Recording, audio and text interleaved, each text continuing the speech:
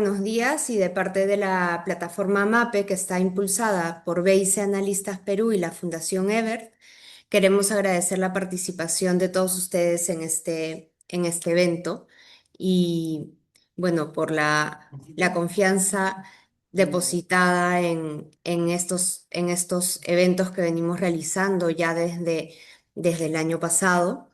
Y bueno, vamos a dar inicio. Voy a dar pase ya a Dante Vera de la plataforma Andina y de BIC, que es experto en conflictividad y en minería informal e ilegal, para que dé la apertura del conversatorio y luego continuamos. Dante, por favor. Amigos, amigas, ¿cómo están ustedes? Bienvenidos a este quinto foro de la plataforma Andina Mape. Estamos muy agradecidos por la participación de los expertos que gentilmente han aceptado nuestra invitación, sabedores además de su profundo conocimiento, experiencia, actividad, lucha en función de los intereses de los pueblos indígenas y en general de la Amazonía peruana y la Amazonía en general, y en particular por los problemas que está enfrentando hoy día Loreto. Queremos en ese sentido agradecer a Omaira, tenía el otro nombre aquí, Juan y José, que van a participar en este evento. Justo cuando vienen ocurriendo sucesos muy graves en el río Tigres, que es parte del departamento de Amazonas del Perú, cuando tenemos problemas extraordinariamente serios en la cuenca del Putumayo, en la frontera de Perú con Ecuador y en la triple frontera con Colombia y Brasil, referidas a las economías ilegales y grupos armados. Entonces, ¿qué mejor que escucharlos a ellos en el tema que nos convoca hoy día sobre minería ilegal, criminalidad y gobernanza? Así que sin más, Natalia, te agradezco mucho todos los trabajos de coordinación que has realizado. Dejo inaugurado este evento y que será grabado y posteriormente entregadas sus conclusiones a todos los que han participado y en general difundirla en nuestra página web. Gracias, Natalia. Gracias, amigos, amigas. Muchísimas gracias, Dante, y gracias a todos por la participación. Bueno, ahora les comento que desde la plataforma Andina Mape para nosotros es fundamental conocer a profundidad lo que viene pasando en la minería aurífera en el territorio.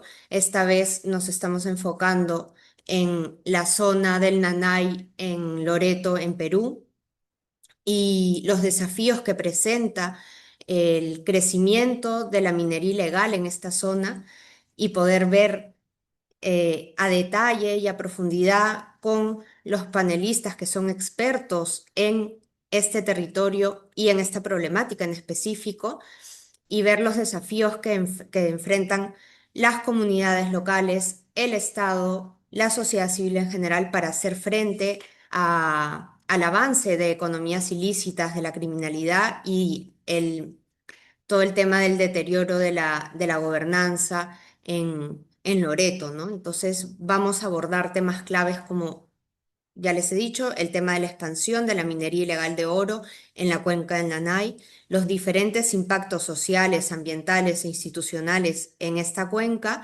y los obstáculos para el tema de fiscalización y control estatal que hay en la zona. Eh, Cada uno de los expertos, de los panelistas, nos van a brindar una mirada acerca de estas temáticas, y luego, bueno, vamos a tener un momento para, entre los panelistas, poder intercambiar las opiniones acerca de la temática en cuestión, y la idea es generar un diálogo que sea rico y profundo en estos temas, ¿no?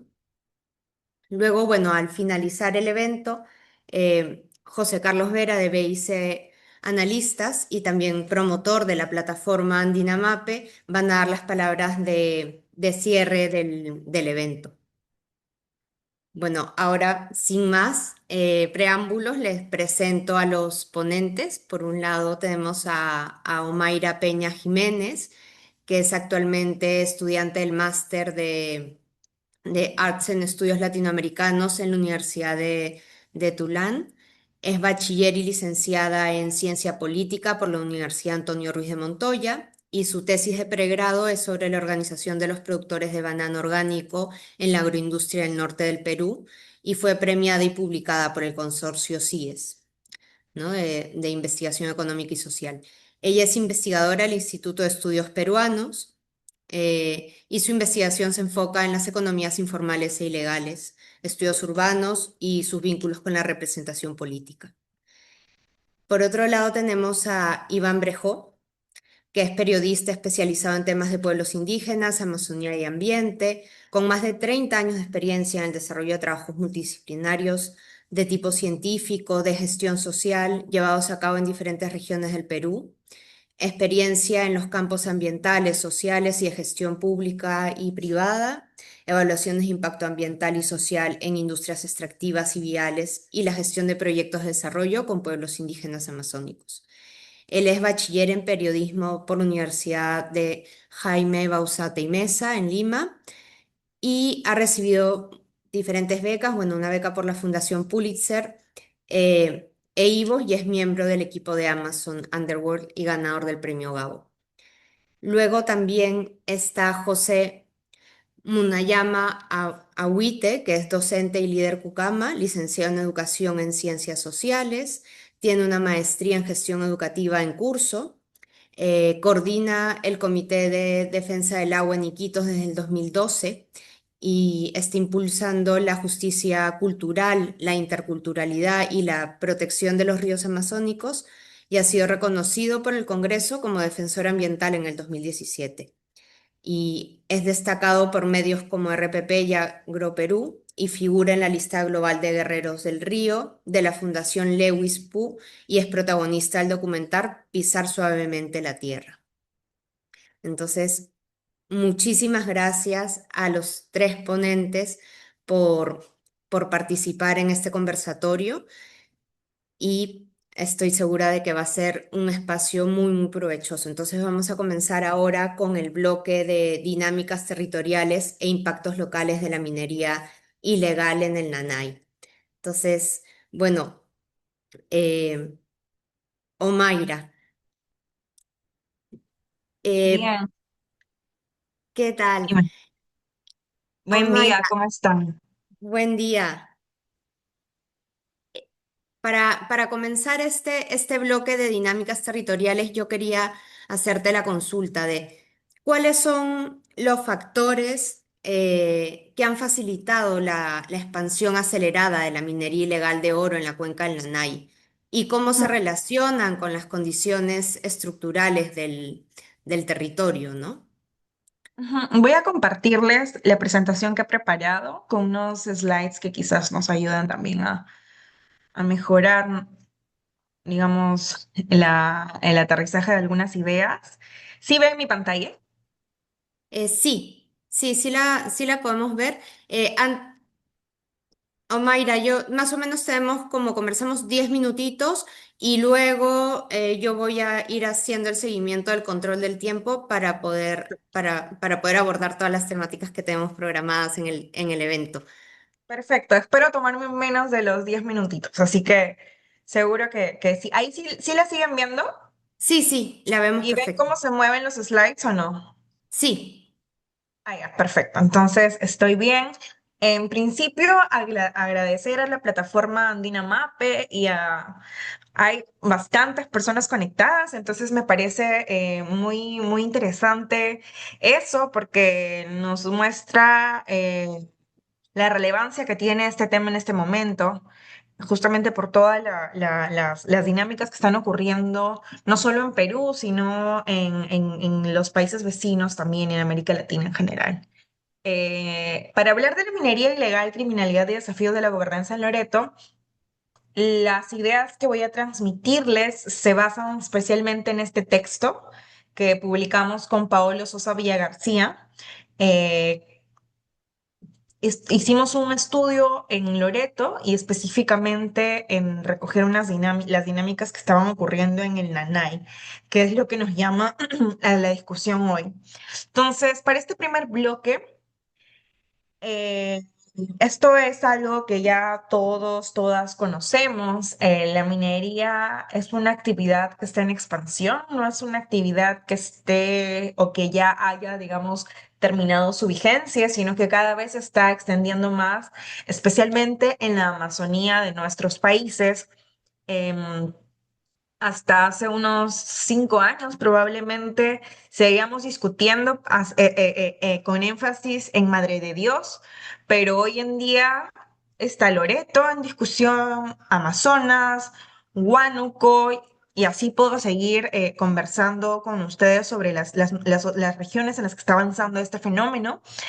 En Loreto hay más de 10 ríos que están comprometidos con la minería ilegal. La cuenca del Nanay ha sido el epicentro de la expansión, por decirlo así, pero ya está avanzando hacia otros ríos, como el río Tigre, por ejemplo, ¿no? Que está muy cerca de la cuenca del Nanay.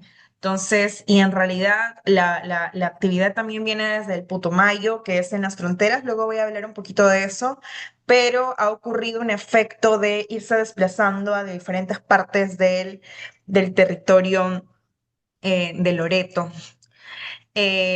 Algo que es muy importante de puntualizar es que la pandemia jugó un factor muy, muy importante en esta expansión, porque con la pandemia y las medidas que el Perú como gobierno tomó fueron de contracción de la agencia pública. Entonces, si ya de por sí en estos territorios, como en la región de Loreto y en Madre de Dios, no es que la presencia estatal, institucional haya destacado,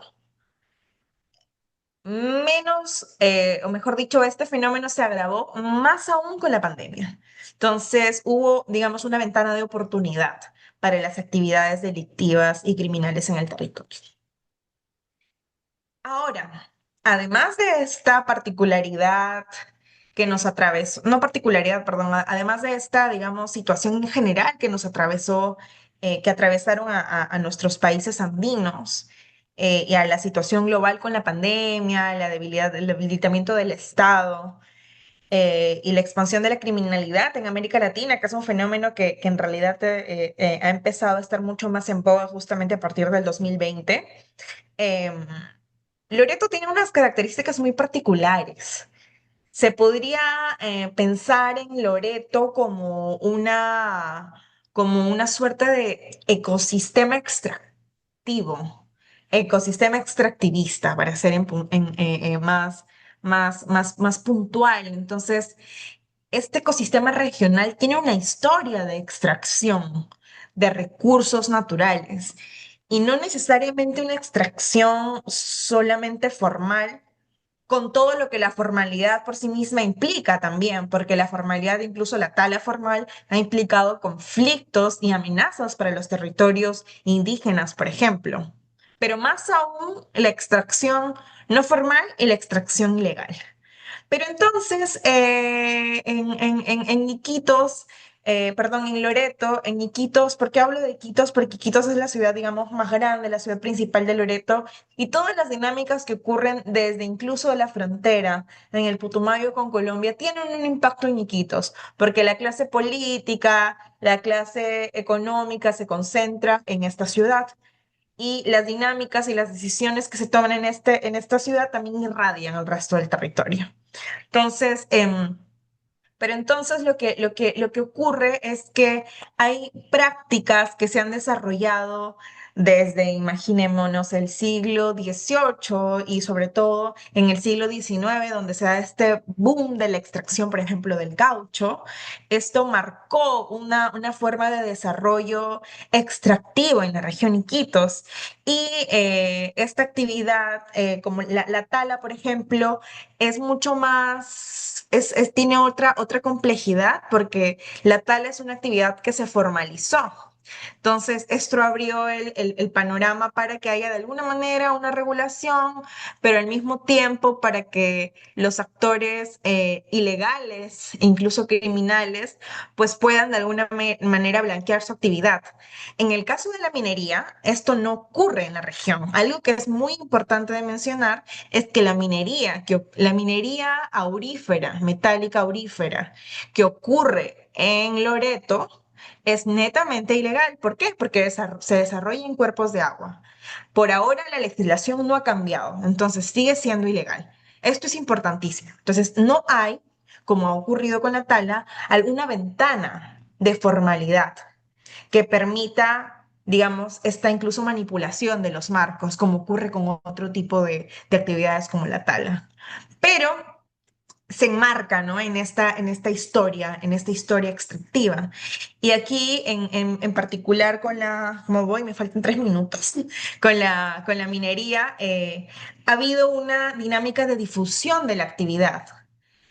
Desde las fronteras, hay como un efecto globo. De la frontera se empezó a desplazar hacia esta parte más central, porque el Nanay básicamente está muy cerca, o sea, a diferencia de otros ríos, está bastante cerca de Iquitos. Hay una parte que está a 4 horas, por ejemplo, ¿no? Entonces se vino hacia acá. Y lo otro es que es un efecto globo también, porque cuando hay operativos, y como la única forma de desplazarse en el territorio loretano es por río, entonces se mueve hacia las zonas aledañas. Entonces es una actividad muy móvil y esto es bastante importante y crítico para su abordaje, como ya luego lo veremos. Entonces, además, en Loreto en general hay una alta percepción de la corrupción, de la complicidad, de la desconfianza de lo público. Entonces, esto también deja mucha cabida para que este tipo de actividades informales e ilegales pues sean mucho más maleables. Y por otro lado, también desde el sector, por ejemplo, empresarial con el que conversamos, hay una mirada incluso benevolente, porque es como, bueno, o sea, no hay más actividad económica en la región, entonces la minería puede significar una salida como desarrollo. Entonces, eso es un discurso que también encontramos en este estudio.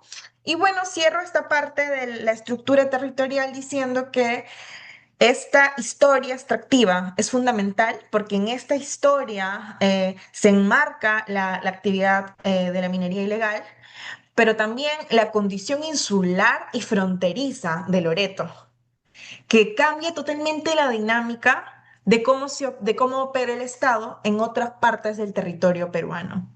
Porque ahí, como ya sabemos, se llega solo en avión o en río. Y los desplazamientos de las autoridades públicas, que básicamente se concentran, incluso alcaldes de diferentes zonas, tienen su oficina central en Iquitos, eso llama mucho la atención porque el desplazamiento a las diferentes partes es muy costoso y demora mucho tiempo. Entonces, esto, pues son puntos que creo que son críticos para la discusión de hoy.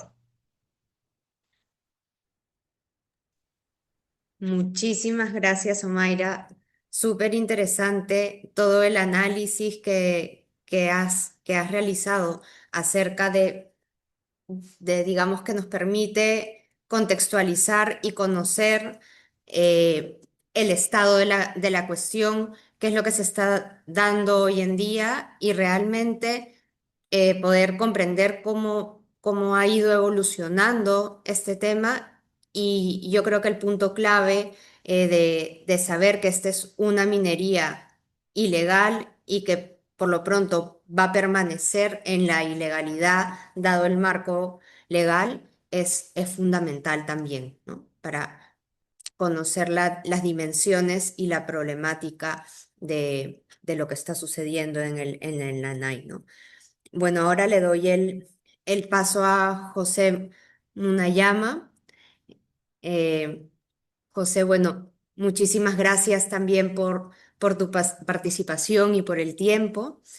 Y José, yo quería preguntarte, eh, profundizando también y complementando a lo que nos ha expuesto Omaira, en base a la experiencia y la proximidad que tienes en la cuenca del Nanay, ¿cuáles consideras que han sido los puntos que han facilitado y han impulsado esta expansión de la minería ilegal de oro en la cuenca, ¿no?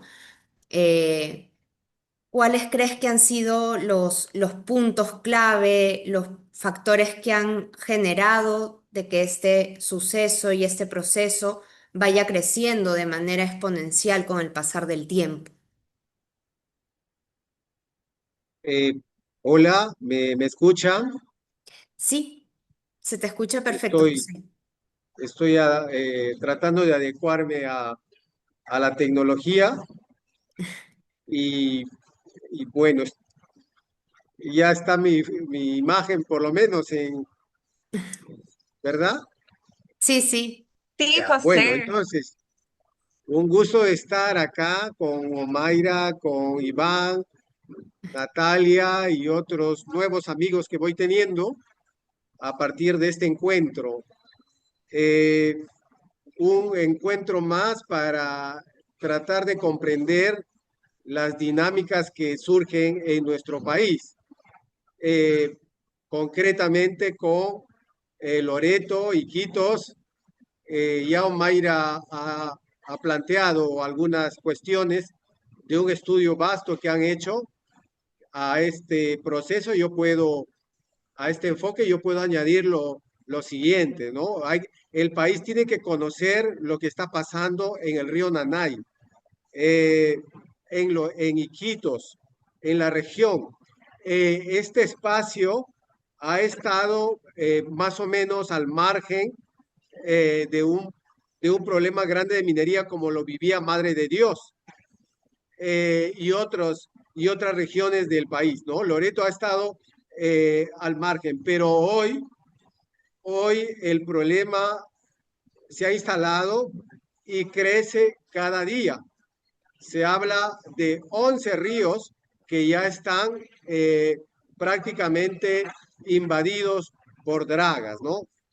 Eh, entonces, es un problema grande para nosotros hoy, pero es un problema grande para todo el país y es un problema grande para toda la Amazonía. Y por tanto es un problema local, nacional e internacional que debe ser abordado, cuyas consecuencias son gravísimas a escala local, nacional y a escala internacional. Pero además la minería eh, se complementa muy bien con todo tipo de delitos y principalmente con la corrupción que sabotea, que boicotea por dentro al Estado, al gobierno y a la sociedad peruana. Entonces, lo que tenemos es acá un torpedo inmenso que está corroyendo cada pedazo de nuestra región, de nuestro país y ahora también en Loreto. En el Nanay, acá tenemos una situación muy particular, porque hay una ciudad, a diferencia, entiendo, en Madre de Dios, que la zona minera está lejos de la capital.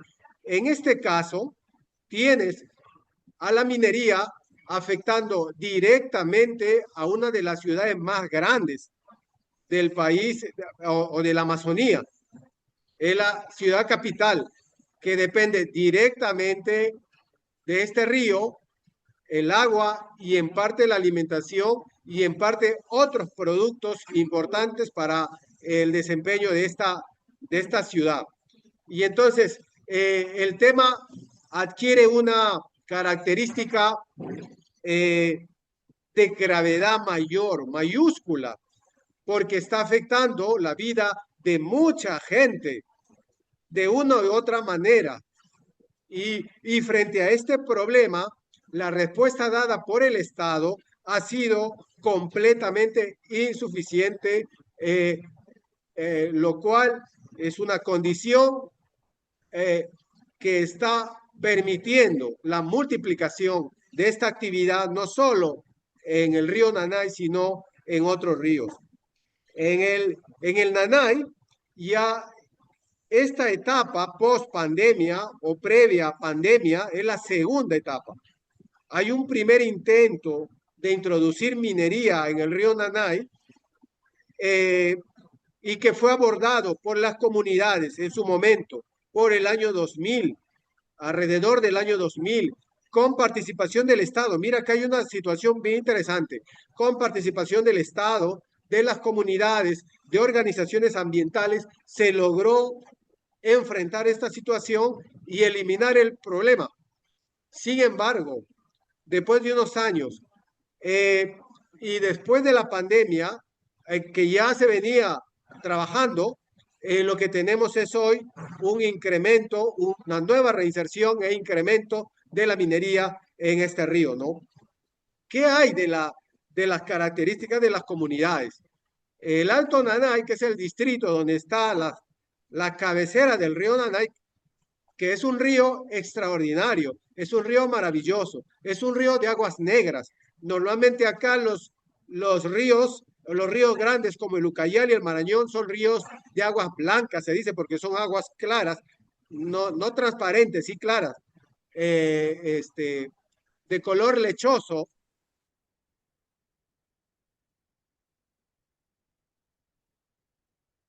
Ay, uy, hemos perdido a José. Pucha, No sé qué sí. ha pasado con su conexión. Eh,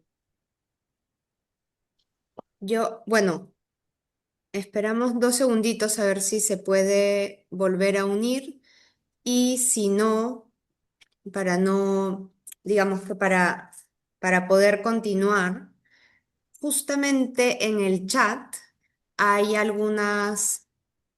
hay algunas consultas que podemos ir trasladando mientras esperamos a José nuevamente. Me parece que ha tenido un problema de conectividad. Entonces, eh, bueno, una de las consultas del chat es si hay iniciativas productivas en la cuenca del Nanay que generen al menos la mitad de ingresos que minería y además de servicios públicos de calidad. Esto haría retroceder a la minería ilegal, ¿no? No sé si Iván u Omaira les gustaría responder a esta consulta, ¿no? De Damas Cyrus primero. Salazar. ¿Puedo empezar? Un gusto estar aquí, la verdad, con Iván, al menos vernos por aquí por el Zoom y también con José. Qué pena que se le haya cortado la Eh, jus- comunicación. justo está ¿Volvió? entrando, justo está entrando José. Te escuchamos, Omaira, cortito, y luego pasamos para que José pueda terminar con la intervención y Claro que sí. continuamos y después vamos de nuevo a los comentarios de los panelistas y Claro, eh, cortito, es complicado responder si sí o si no a una pregunta como esa, porque es un gran debate. José ya volvió. Ahorita te vuelvo a dar la palabra, José. Dame un segundo que justo estamos acá respondiendo a esta pregunta. Es una gran discusión abierta entre las mismas organizaciones indígenas y las ONGs y otros actores que están trabajando en el territorio de qué tipo de actividad podría proveer y los ingresos que están proveyendo la minería para las mismas comunidades y la gente que está trabajando como mano de obra ahí, porque como sabemos, hay una hiperrentabilidad. No es solo rentabilidad, sino que la minería ilegal es en términos netamente monetarios hiperrentable. ¿Por qué? Porque está netamente en la ilegalidad. Entonces no hay ningún tipo de control, de pago, en fin, de impuestos, etcétera. Entonces es hiperrentable y es muy difícil establecer una actividad económica con la que se compita. Entonces aquí hay otro componente, no solo el tema monetario, sino que las comunidades indígenas fueron las que durante mucho tiempo, una década o más, estuvieron resistiendo al avance, porque esta actividad ha avanzado en estos últimos años mucho más, pero no es que no haya tenido indicios o presencia de alguna manera. Entonces, pero las comunidades indígenas eran un fuerte baluarte de resistencia y trabajaban de mano con los actores que querían que se frene y que no avance la minería ilegal. Entonces, ese tipo de cohesión y de tejido social se ha debilitado por todas las características estructurales, en fin, circunstanciales que tiene nuestro país, el territorio amazónico, etcétera. Como dicen, la falta de ordenamiento territorial, la falta, digamos, de esta visión estratégica del Estado para responder a las necesidades de la población. Entonces, se tiene que trabajar en los dos caminos. Sé que ahorita hay iniciativas, quizás Iván sabe más, porque sé que en Epicentro con otras ONGs se están trabajando algún tipo de proyectos con las comunidades en esas zonas para tener proyectos, digamos, mucho más fuertes, que permitan algunos tipos de ingresos. Eso es importante, pero al mismo tiempo tiene que haber siempre un componente que va más allá de lo monetario, que tiene que ver con este componente social y de mantener tanto tu territorio, porque las comunidades no solo viven de actividades que sean fuera del territorio, sino actividades dentro del territorio. Su alimentación depende también de los ríos, de la calidad de agua, etcétera. Y de la defensa también de la comunidad y de la organización en sí, porque esa cohesión se está poniendo en juego con el avance de esta actividad. Entonces, hay como diferentes esferas en las que hay que trabajar. Muchísimas gracias, Omaira.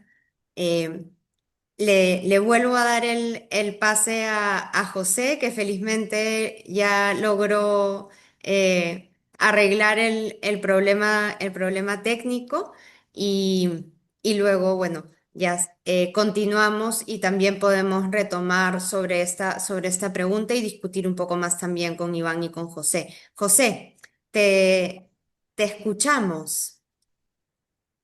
Bueno, no, disculpen ahí la interrupción, pero solo para terminar, miren, entonces estaba que el río Nanay es un río muy especial, es un río ambientalmente muy importante, porque nos da agua potable. El río Nanay nos da alimentación, el río Nanay nos da hermosas playas, el río Nanay nos da madera redonda, es un río extraordinario, nos da peces ornamentales, nos da diversos servicios, o sea, un río súper importante para la ciudad de Iquitos. Y entonces es un río que debe ser cuidado por todos. Y lamentablemente este río, como al parecer todos los ríos de Loreto, tiene oro. Y si tiene oro, tiene la maldición del progreso instalado. El oro para los originarios no significaba nada. Las cosas materiales para los pueblos originarios no son solo cosas materiales. Y porque ninguna cosa material le asigna al ser humano algo esencial, algo fundamental. Es solamente un complemento. Eso lo supimos bien los pueblos originarios. Pero el mundo occidental, las cosas materiales, el oro, la plata, es poder, es jerarquía y es capaz de destruir, de matar para rescatar los bienes. Y ahí está un problema que va más allá del tema local. Y entonces nuestros ríos tienen oro y el Nanay tiene oro. Y ahí está la maldición. Y hay un tema internacional acá, es decir, el capitalismo, así como existe el capitalismo manufacturero, el capitalismo extractivista es poderoso y es parte de un sistema internacional que requiere de estos oros. Y entonces, ¿qué encuentra? Comunidades abandonadas, sin servicios, con alcaldías que no sirven para cuidar a su población. Alto Nanay es un distrito muy pequeño, de 4,000 habitantes, como para que las alcaldías hagan cosas extraordinarias con esta cantidad de gente, con alrededor de 30 comunidades pequeñas. Sin embargo, el Estado en general, el Ejecutivo en su nivel más bajo y en su nivel regional, que está a cargo de un ACR, y del cual ni siquiera ha puesto un centro de vigilancia para un territorio tan grande, permite la unión de un interés internacional, de un bien tan demandado, con la precariedad, con el abandono de las comunidades rurales. Las comunidades rurales podrían existir con sus propios medios, como lo han hecho, a veces sin Estado, a través de pequeños comercios, porque del Nanay se sacan, las poblaciones sacan sus productos, sus peces, sus maderas, a veces sin las condiciones legales, pero lo sacan, de eso viven y no destruyen. Y podrían vivir muchos años, incluso de manera autónoma y aislada. Ahí entra otro problema, el sistema de mercado, el sistema de las ciudades. La ciudad, tal canto de sirena, te exige muchos recursos que las comunidades deben atender, como educación, como salud, y que no te da en el distrito, que tiene que venir a la ciudad, donde te ofrece toda la parafernalia del progreso, del consumo, y entonces la población necesita dinero, ¿no? En ese abandono, en esa precariedad, surgen estas actividades que lo único que genera, aparte de ingresos momentáneos, es la destrucción del río, o sea, la destrucción de nosotros mismos. Esta es la manera más destructiva de hacer dinero, y es un sistema que nos destruye a nosotros, pero destruye al mundo entero, porque hay un sistema internacional que destruye. Yo creo que estas dinámicas locales hay que verlas como parte de un sistema nacional, internacional, que muy bien funciona con la omisión, con la negligencia o con la corrupción en que se desenvuelve el Estado, ¿no? José, El Nanay, perdona que te corte, te quedan ya unos minutitos para eh, poder abordar todos los temas. sí, Unos creo que minutitos para cerrar. en esencia está lo que planteo. Tienes comunidades precarias, eh, serían hermosas comunidades que viven a lo amazónico si no tuvieran la presión del mercado, de un mercado irracional que organiza la sociedad, de modo que terminan fácil en estas actividades que no son tan creativas ni inteligentes, simplemente grandes productos que un gran mercado y que termina regionalmente, continentalmente, a escala global. Esto es lo que trae la minería en las comunidades locales, y por qué tiene que ser conmigo, no solo por los locales, sino por todo el país. Gracias. Muchísimas gracias, José. Yo creo que realmente el tema da para largo y para hablar muchísimo. Tenemos varias consultas también desde el chat que iremos viendo para abordar algunas. Probablemente no nos dé el tiempo para todas, pero vamos a ir gestionando y viendo cómo nos organizamos en lo que queda del conversatorio. Ahora le doy el pase a Iván Brejó. Muchísimas gracias, Iván, por estar aquí, por tu tiempo, por tu participación. Y bueno. Iván, ¿cuáles crees tú que son los impactos más graves de la actividad en las comunidades locales y en todo lo que es el ecosistema amazónico de la cuenca del Nanay? Em, bueno, primero, gracias por la invitación, Natalia, un gusto ver a Omaira y a José nuevamente, y a todos los amigos que están por ahí conectados. A ver, hay varios temas, ¿ya? Empecemos por los temas ambientales, los temas físico-químicos en el agua. A ver.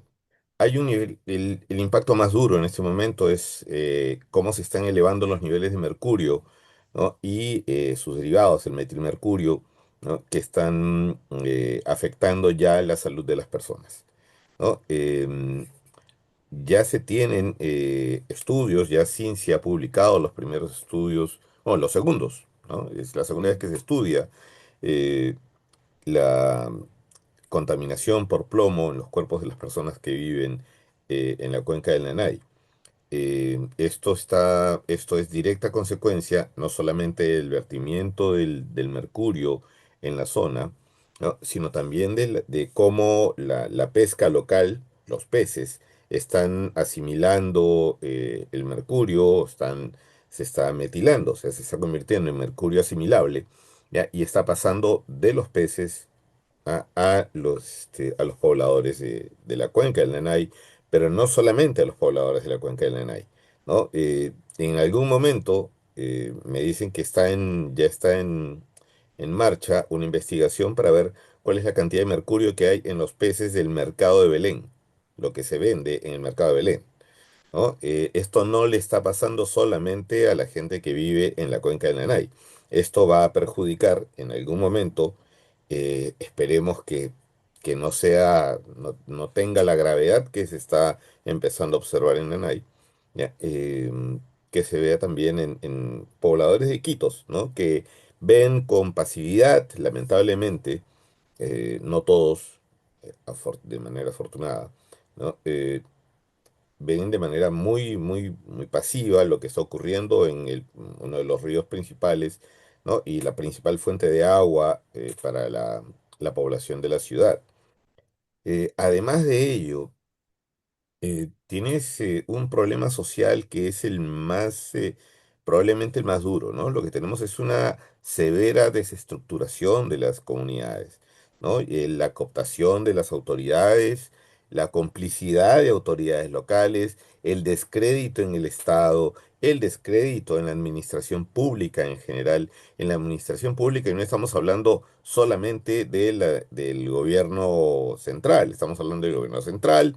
Estamos hablando de Fuerzas Armadas y Policiales, estamos hablando de autoridades locales, estamos hablando de la pérdida de confianza en los propios vecinos, ¿no? En la gente que comparte un espacio comunal. Que muchos de los problemas que se derivan de eso ya se están viviendo en la zona, son claramente observables. ¿Ya? Y si uno empieza a ver, volviendo al tema ambiental, la forma como la minería está empezando a alejarse, en algunos puntos, alejarse del río y metiéndose hacia los cauces antiguos del río Nanay, lo que empezamos a ver ya es el crecimiento de la deforestación en algunas áreas, ¿no? Tenemos un intenso tráfico de fluvial, tenemos ahora barcazas que se mueven con enormes cantidades de combustible en la zona, no hay ningún control de ello, el vertimiento de combustibles residuales, aceites, el aceite quemado, piezas, partes, residuos de todo tipo que se generan por ese tipo de actividades, está con el tiempo va a tener una afectación mucho mayor a la que se observa en este momento. Pero podemos centrarnos en estos dos impactos que son el tema del mercurio, el tema de la deforestación, ya que todavía está limitada, pero que podría crecer desde el punto de vista ambiental, y lo terrible que es los impactos sobre la salud pública eh, derivados del mercurio, y los impactos también en esta desestructuración social, ¿no? En esta violencia, descrédito del Estado, corrupción, ¿no? Esta crisis social que se está gestando en la zona.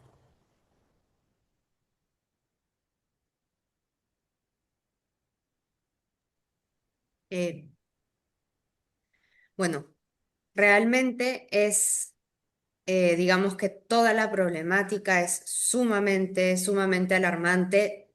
Ya se tiene el precedente de lo que ha pasado en Madre de Dios y se ve claramente la, digamos que la desestructuración y en ciertas zonas, casi hasta zonas liberadas, ¿No? donde no puede entrar el El Estado, Estado, donde no puede entrar la policía.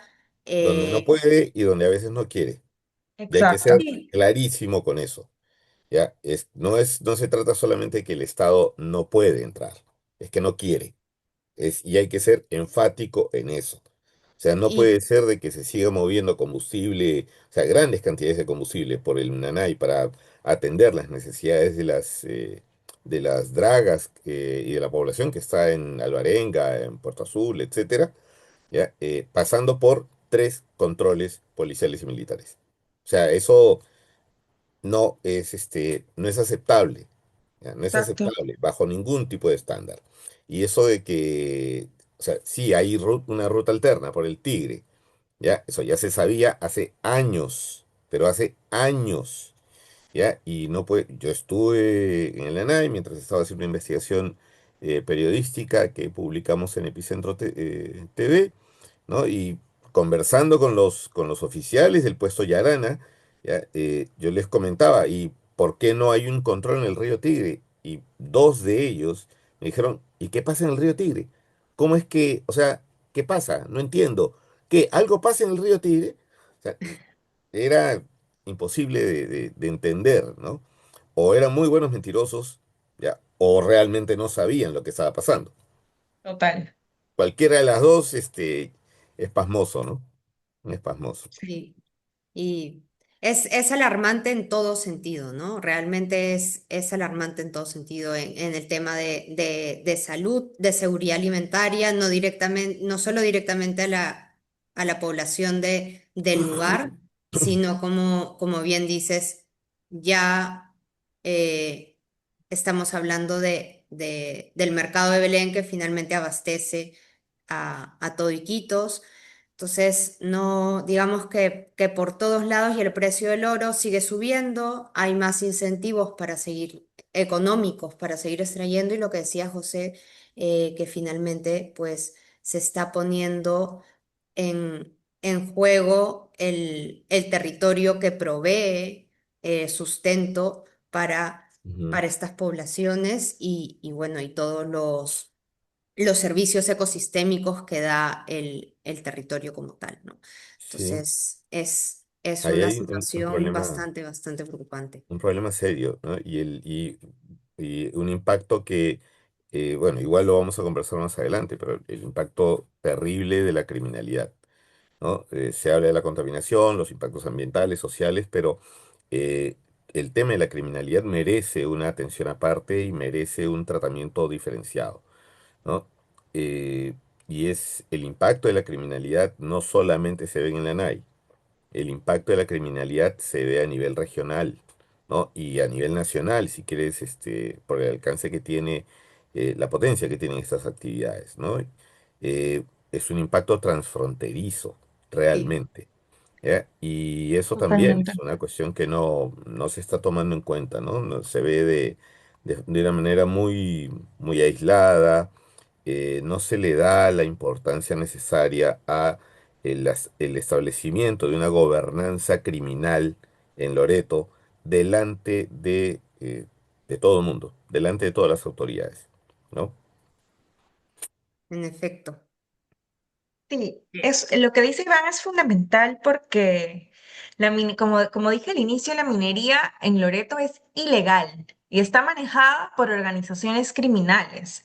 No es que hay asociaciones de mineros informales, etcétera, que también es otra discusión, porque no es que la minería informal o artesanal no tenga criminalidad. Pero esa es otra discusión. En Loreto es ilegal. Por lo tanto, si hubiera voluntad estatal para combatirla, tienen todo el bagaje, el equipaje normativo para hacerlo.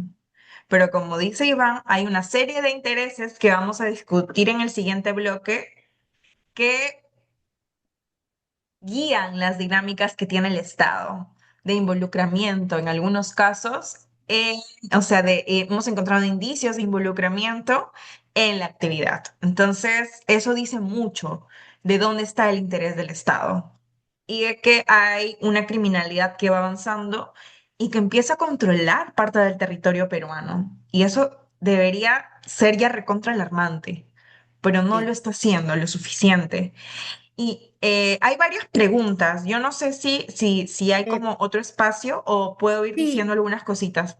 Yo creo que pasemos justo al siguiente bloque, que es precisamente del tema de Estado, de criminalidad y de marco regulatorio. Y luego, viendo los tiempos, si no es al final de todo, pasamos a ver algunas preguntas del chat. Probablemente no nos alcance el tiempo para todas, pero, Ujú. pero vamos tomando algunas o las ideas que se vayan repitiendo y las vamos abordando. Entonces, bueno, el tema ya está en discusión y en mesa realmente. Entonces, bueno, yo quería preguntarle a José, ¿no? ¿Cuáles consideras tú, José, que son las principales barreras, tanto institucionales, políticas, territoriales, que enfrentan las autoridades en Loreto para poder fiscalizar y controlar esta minería ilegal en la cuenca del Nanay, ¿no? Eh, ¿Cómo crees que inciden, por ejemplo, redes de poder, de corrupción presentes en el territorio, que ya un poco hemos estado hablando tanto con Iván y con Omaira? ¿Qué tipo de respuestas crees que ha dado el Estado frente a esta problemática, ¿no? Eh, bueno, es cierto que hay barreras, pero yo creo que ninguna barrera es insuperable para resolver un problema en el Nanay. En el Nanay no se resuelve el tema de la minería, no porque hay barreras institucionales, tal cual lo dijo Iván, es decir, no le da la gana al Estado resolver el problema. Y ahí sí hay eh, no sé, una manera histórica de hacer Estado. Eh, el poder determina cómo funciona el Estado, ¿no? Y dinero es poder. Y entonces el Estado funciona, o los gobiernos funcionan con el poder lícito y con el poder ilícito. Y entonces le es natural. Entonces, si el poder genera, si el poder ilícito genera dinero, el Estado funciona perfectamente, implícitamente, clandestinamente con ese poder. Y entonces yo creo que es un engaño colectivo imaginarnos que hay una lucha efectiva para vencer los problemas. El mismo, o sea, lo que pasa en Lima es la muestra. Es decir, la criminalidad no se vence porque los criminales son más inteligentes, sino porque cada vez crecen y un Estado es incapaz, directa o indirectamente, de resolver el problema. Y entonces en el Nanay, cuando había 10 dragas, no importa si era lejos, faltaba botes, nada, todo eso se resuelve. Para 10 dragas se podía capturarlas y detener esto. Hoy hay más de 50 dragas. Igual es. Entonces, yo creo que más que pequeñas barreras que las hay de recursos o de distancias geográficas, el problema es ese, es cómo el sistema mismo funciona de esa manera. Pero el problema es que los males no quedan ahí, no quedan 10 dragas, luego aumentan, luego hay 50, luego va a haber 100 y luego va a haber 50,000 mineros o muchos más mineros como en Madre de Dios. Y pasa eso en Lima, donde no solo va a haber una banda criminal, luego va a haber 2, 3, 4, 5 y después ya no hay manera de salir, como sucede en las ciudades más violentas del mundo. Ese es el problema. En el Nanay, todo el tiempo las dragas o la fiscalía ha encontrado 2, 3 dragas que además no encuentra a nadie y punto. Salen las fotos y así nunca se va a resolver el problema. Lo último, la Fiscalía, la Marina y la Policía hace poco encontraron, después de muchos años, me parece que 20 dragas. De las 70 o 100 o 50 dragas se encontraron en muchos años 20 dragas. Por la presión, obviamente, de la población, no porque hay una política para resolver el tema. Igual, lo hicieron, pero demostraron que podían hacer eso antes. Pero igual es insuficiente porque no capturaron a nadie una vez más. Pero sí demostraron que cuando quieren pueden hacerlo. Si eso lo hubieran hecho hace varios años, las 20 dragas hubieran cerrado el problema. Aunque no hubiera sido suficiente porque no capturaron a nadie. O sea, ahí está el otro problema. Y aún cerrando a todas, digamos, en una, si solamente van a reventar dragas, no capturan a nadie, a ningún responsable, entonces a la siguiente semana otra vez van a estar ahí. O sea, aquí no hay un trabajo integral, inteligente, que cubra todo el territorio en una sola ocasión o dos, pero no es para hacer 10, 20, 30 y de nunca acabar. Es para hacerlo de una sola, en forma completa. Y no solamente es encontrar dragas, es encontrar a los responsables, tanto los que están en la zona como en Iquitos, u otros enlaces. Eso es trabajar. Y por otro lado, se necesita inversión social, tanto del gobierno local, gobierno regional y el gobierno nacional, por la importancia de este sector. O sea, ni uno ni otro. Entonces tenemos, si uno mira esto en realidad, todos los que estamos acá presentes, que más o menos somos conscientes del problema, deberíamos saber que no hay solución bajo esta forma y bajo una población que todavía no logra articularse. No hay solución, como no hay solución en Madre de Dios, como no hay solución en ningún río, y no va a haber solución acá. Y eso significa el fin de todo. O sea, caminamos hacia la destrucción de todo, o sea, seamos conscientes. Nosotros, por más que luchamos, intentamos, sabemos de esto y no pararemos de luchar, pero ¿quién tiene que resolver estas cosas? Mientras nosotros hablamos, el Tigre ha cerrado el río desde el 18 de agosto, porque es la segunda zona de abastecimiento al Nanay y otro río por el cual se está expandiendo. Pero desde el 18 de agosto, ¿alguna comisión local, nacional, regional ha ido? Ninguna. Hoy hubo problemas ayer con una motonave que quiso pasar a la fuerza del cierre de la protesta y ha habido disparos. O sea, entre la población ya nos vamos a disparar acá, pero el Estado, nada. O sea, esto es lo lamentable de esto y de pesar en la barrera es la gente. Por supuesto, no todo en el Estado son corruptos o insuficientes o negligentes, pero los que toman las decisiones principales, que están en todas las instituciones públicas, son los responsables directos de lo que está pasando acá. Solamente la ciudadanía que sigue en Iquitos ha respondido, y acá, en este caso el Tigre, se ha manifestado las federaciones del Nanay, el Vicariato de Iquitos, el municipio de Trompeteros, o sea, todos preocupados y después hemos logrado muchas manifestaciones, como ninguna ciudad amazónica, no solo en el Perú, sino en los demás países.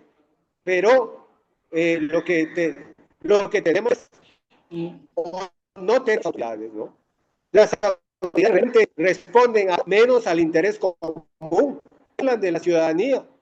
Es un desprecio. Las autoridades trabajan al margen de la ley todo el tiempo.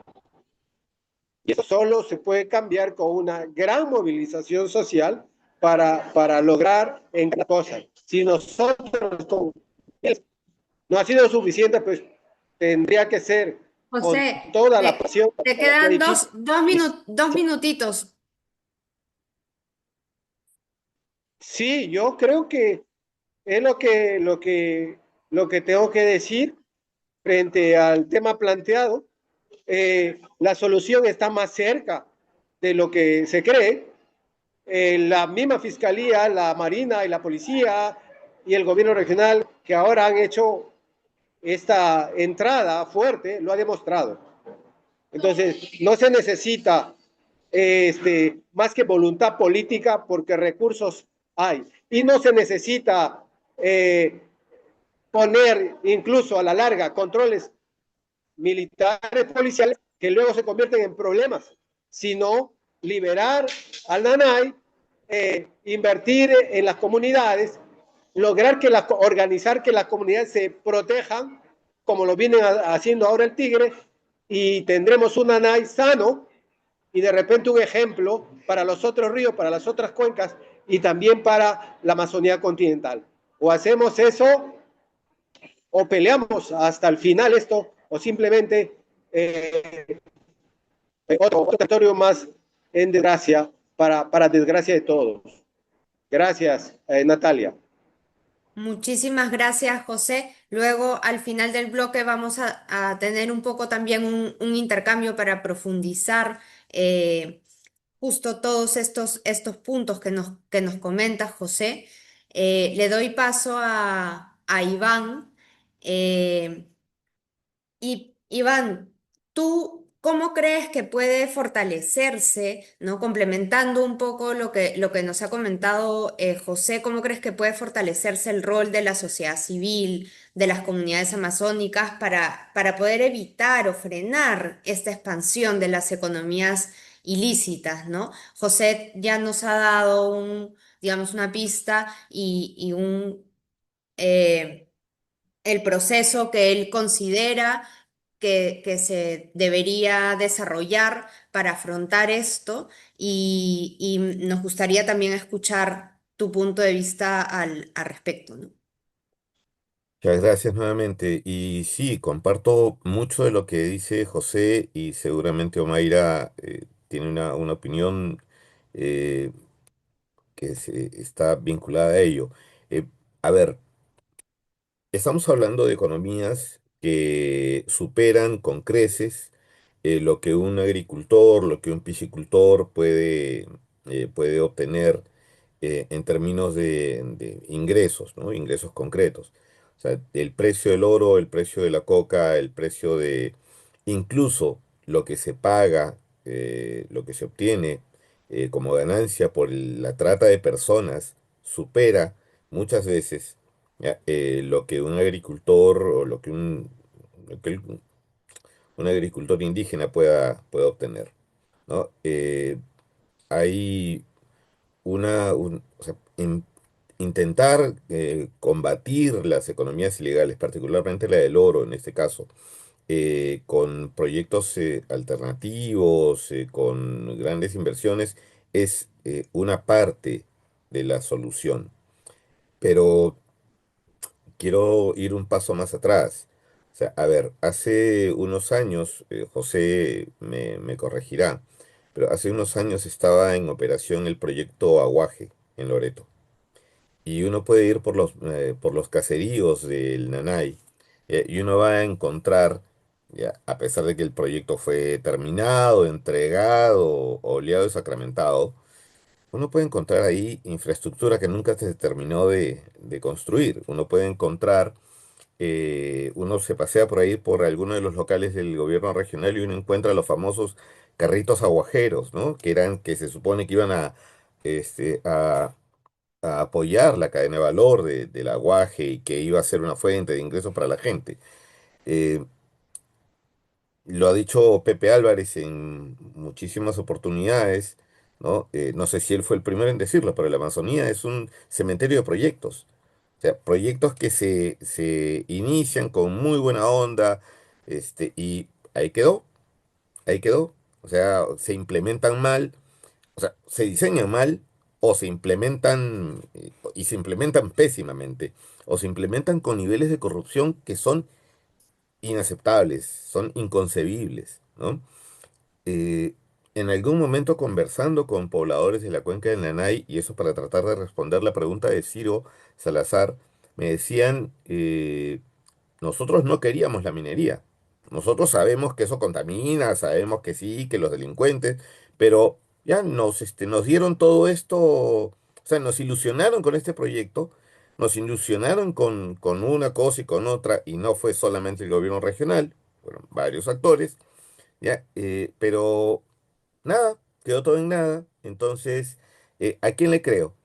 Bueno, con la minería por lo menos tengo para comer. Con la minería por lo menos tengo para pagar salud, educación que el Estado no me brinda, ¿no? Para poder movilizarme a Iquitos, a tener una atención que por pésima que sea en algunos establecimientos, por lo menos hay atención. Cuando en el NAI no hay lo que la población demanda, lo que la población requiere.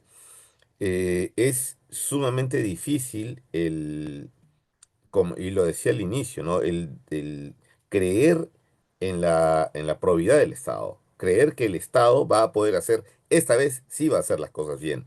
Y eso es un impacto tremendo sobre la democracia, sobre el sistema de administración pública que tenemos.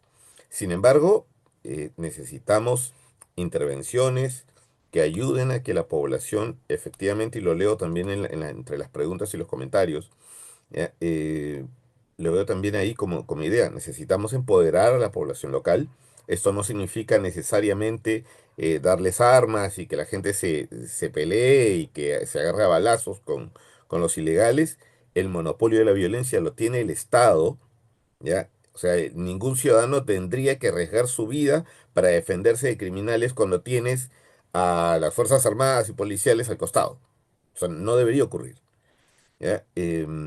Sin embargo, sí hay un tema y sí hay una característica que uno puede empezar a ver, y yo estoy empezando a documentar esto, en las comunidades que se resisten a la minería o que se resisten al narcotráfico o a la tala ilegal, y es cultura, es cohesión, la cohesión de la comunidad a través de sus valores culturales, la cohesión de la comunidad que sabe que ese camino es un camino, el camino que los lleva por las economías ilícitas, es un camino del cual raras veces se puede dar marcha atrás, y es un camino que empeña el futuro, mejor dicho, empeña el presente de la juventud, ¿no? Empeña el presente de los hijos, ¿no? No toda la gente va a poder acumular o ganar suficiente dinero como para sacar a los hijos y mandarlos a estudiar y alejarlos de el ambiente de contaminación, el ambiente de corrupción, el ambiente de criminalidad, de violencia que se gesta, ¿no? Y la gente es consciente de eso. Si la gente tuviera una opción, ¿no? O sea, si a la gente le dan por lo general la opción de vivir en la ilegalidad, vivir en un ámbito criminal, a vivir en un ambiente en el cual hay un respeto por sus derechos y tiene lo mínimo para poder eh, tener una vida digna, la gente va a elegir la vida digna, ¿no? La gente no quiere vivir en la criminalidad, pero se ve forzada. Entonces, por un lado, el tema punitivo, el tema de aplicar las medidas de control de la corrupción, eliminar la impunidad, ¿ya? Por un lado, recuperar la fe de los ciudadanos en el Estado, y por otro lado, lo que necesitamos es empoderar a la gente, brindarle los medios, la- cubrir las necesidades básicas y generar actividades que lo alejen, no por un tema o sea, esta batalla no es de quién le va a proporcionar más dinero a la gente. Esta es una batalla que se gana como dicen por ahí, en las mentes y en los corazones de la gente, ¿no? El alejarse de los temas criminales, el prestarle a la gente una calidad de vida que realmente los ayude, ¿no? La cultura de la corrupción a la cual lamentablemente nos hemos acostumbrado, ¿ya? Del roba pero hace obras, ¿no? O bueno, roba pero robó menos que el otro, o no importa que robe pero me está dando trabajo, ¿no? O le da trabajo a fulanito o a fulanita, es algo de lo cual tenemos que salir, ¿no? Y eso solamente va a ocurrir con educación, con una mayor formación, con un empoderamiento de la población que permita que esos valores se recuperen y nuevamente el acabar con la impunidad, ¿no? No podemos tener, como se documentó en el reportaje que hicimos para Epicentro, ¿no? Que en la Policía Ecológica del Perú, ¿no? La que está destacada ahí en Loreto, que tiene su sede en Iquitos, tengas a, por ejemplo, em, tengas a, son 14 oficiales de la policía, ya, con cargos criminales por faltas eh, vinculadas a delitos ambientales. O sea, tienes al gato de despensero, eso no tiene sentido, ¿no? Y la policía lo sabe, ¿no? Las autoridades lo saben. O sea, con qué autoridad moral podemos pedirle a la población, ya, que haga sacrificios, que enfrente la minería ilegal si es que la propia policía, si es que autoridades de todo tipo no tienen un mínimo de compromiso con esta causa? ¿Mm?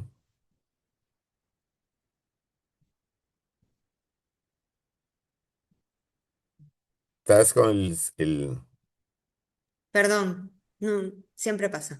Eh, nada, bueno, Iván, muchísimas gracias realmente. En todo sentido, por donde lo veamos, es alarmante y realmente no se le puede, digamos que poner toda la responsabilidad a la sociedad civil, definitivamente, pero es un problema, yo creo que complejo, con muchísimas aristas, mucho por trabajar y, y bueno. Veo que hay un montón de consultas y preguntas en el chat que yo creo que nos va a dar tiempo de abordar y trabajar. Ahora, yo creo que para complementar esta temática, paso el micro a Omaira y bueno, yo quería... eh, espérenme. Yo quería consultarle cuáles, Omaira, consideras, ¿no? También un poco en esta línea el tema de las principales barreras, los principales impedimentos, tanto institucionales, políticos y territoriales que enfrentan, bueno, las autoridades, la sociedad civil, para poder controlar este fenómeno que es realmente preocupante en todo sentido, ¿no? Y digamos que no es una pregunta fácil de responder, como ya hemos visto los comentarios y las respuestas de José y de Iván, ¿no? ¿Y qué crees qué respuestas puede dar el Estado, qué respuestas puede dar la sociedad para poder abordar esto, ¿no? Gracias, Natalia. Yo no puedo estar más de acuerdo con Iván y con José. Creo que me sumo a lo que han mencionado. Solo voy a tratar de poner algunas ideas sobre la mesa para seguir discutiendo sobre el tema. Algo que me parece muy importante y ha mencionado fuertemente José e Iván es que normalmente tendemos a culpar a la sociedad civil, a la población, a los votantes por el tema, pero definitivamente las élites distintas, económicas, sociales, políticas, culturales y el Estado tienen un rol fundamental en lo que está pasando actualmente. Y la pandemia, yo la mencioné, como dijeron, la pandemia ha afectado bastante a todos y de qué forma en particular a Loreto. Loreto es un departamento que ha tenido una presencia estatal muy, no quiero decir débil, porque creo que no necesariamente es débil, sino que los actores públicos, el Estado, las instituciones que han estado presentes actuado voluntariamente para desatender a la población. Creo que ese es un problema que tiene en el país. No es que siempre no esté el Estado, sino que a veces el Estado está, pero está justamente para contribuir en estas dinámicas contraproducentes, por decir lo mínimo. Entonces, creo que eso es un tema muy importante para pensar cómo justamente ese momento de la pandemia fue el parteaguas para que avance mucho más este fenómeno en Loreto y que, como por ahí han mencionado, pues dé la alerta de que haya un boom del oro, un nuevo boom del oro y criminalidad en este territorio que es mucho más grande, que tiene mucho más también por extraer y que sea desastroso, por decirlo menos también. Entonces, eso es un tema entonces es un tema muy delicado y es un fenómeno que está en diferentes niveles. Entonces, porque es un fenómeno nacional. O sea, hay una fiebre del oro nuevamente a nivel internacional y a nivel nacional. Ha incrementado el precio del oro, el Estado está dando respuestas insuficientes no solo en Loreto, sino a nivel nacional. Ya lo hemos visto con todo el tema del Congreso, el Reinfo y ahora la discutida ley MAPE, que no es que se haya caído por completo, sino que sigue estando ahí en la discusión política. Entonces, es a nivel nacional. Y en este estudio que hicimos con Paolo Sosa, identificamos cómo hay un voto muy importante que está favoreciendo la desregulación. Entonces, es a nivel nacional, las cosas están en contra, lamentablemente, en contra de lo que nos está reuniendo aquí, que es esta preocupación. Entonces, ya hablé de la pandemia y luego otro punto muy importante es que en Loreto, como dije, no es que haya posibilidad de formalizarlo bajo los esquemas actuales. Por ahí mencionaron y tal vez se puede em, digamos, generar una especie de formalización de la minería aurífera. No lo sé, sé que o sea, no, en principio, a nivel de la normativa actual, no es posible. O sea, para discutir esa posibilidad tendría que sí cambiarse a nivel nacional, porque está prohibido en cuerpos de agua. Pero por otro lado, sé que a nivel técnico hay mucha discusión sobre eso, porque como ya mencionó Iván, o sea, el mercurio es un insumo fundamental en el procesamiento y es devastador, son devastadoras las consecuencias. Entonces, no me voy a meter ahorita en la discusión técnica, pero por el momento no, yo sí creo que se tiene que abordar más y quizás esto no es muy bonito de escuchar, no me siento ni siquiera cómoda diciéndole, pero sí, se tiene que discutir. ¿Qué posibilidades hay? Porque las comunidades, como mencionó Iván, se están sumando a esta actividad porque no hay otra. No, la gente se está muriendo de hambre. Fuimos a unas comunidades en la cuenca del Nanay y nos decían, ahorita estamos nosotros tratando de controlar que no avance, que no entre a esta cuenca, a esta parte nuestra del territorio, pero no sabemos ya qué hacer porque está prohibida la tala en esa zona y son pueblos madereros. Entonces, ¿qué hacemos? No podemos pescar porque sabemos que el agua está contaminada y tampoco es que sea muy rentable el negocio de la pesca, o sea, la venta al menudeo. Entonces, la minería es una súper oferta económica y no es lo principal. Los pueblos indígenas nunca han optado por lo monetario principalmente, pero hoy la economía globalizada y los efectos de las crisis que estamos viviendo también les afectan directamente. No están exentos de estas dinámicas generales.